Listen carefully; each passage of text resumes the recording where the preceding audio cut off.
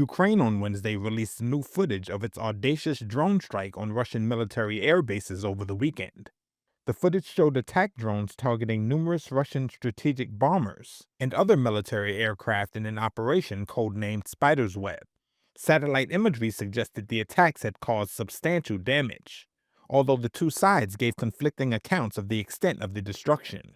Reuters reported exclusively, citing two U.S. officials, that the drone attack hit as many as 20 Russian warplanes, destroying around 10 of them.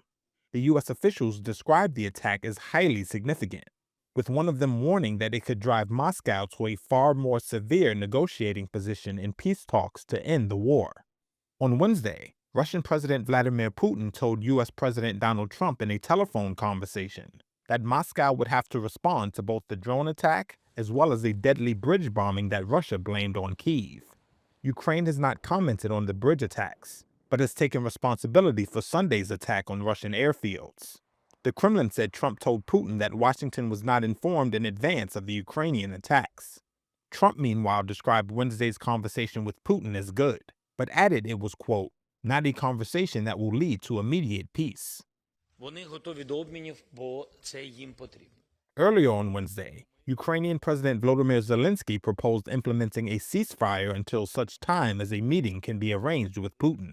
But Putin questioned the point of peace talks with Ukraine after accusing it of ordering the bombing of bridges, which he called terrorist attacks, and some of his most hawkish remarks on the outlook for peace. The attack was clearly aimed at civilians. This fact confirms our concerns that the already illegitimate regime in Kyiv that once seized power is degenerating into a terrorist organization, and its sponsors are becoming accomplices of terrorists. Meanwhile, in Brussels, NATO defense ministers met to discuss continued military and strategic support for Ukraine. Kyiv's defense minister said Ukraine's allies voiced willingness to pay for defense manufacturing by Ukrainian companies in allied countries, but did not specify the potential value of the offer. Где-то час назад завершился уже четвертый телефонный разговор нашего президента с президентом США Дональдом Трампом. Если интересно, то этот разговор на этот раз продолжался где-то 1 час 10 минут. С чего начался разговор? Естественно, с обсуждения ситуации вокруг Украины. Владимир Путин подробно рассказал об итогах второго раунда прямых российско-украинских переговоров в Стамбуле. My proposal, we offer, which I believe our partners can support,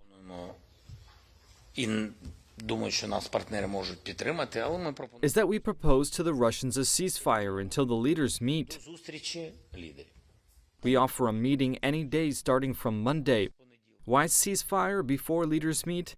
Because we can meet, and if there is no mutual understanding, if there is not desire for de-escalation, if there is no desire and vision how to put an end to it, then the ceasefire will be over the same day.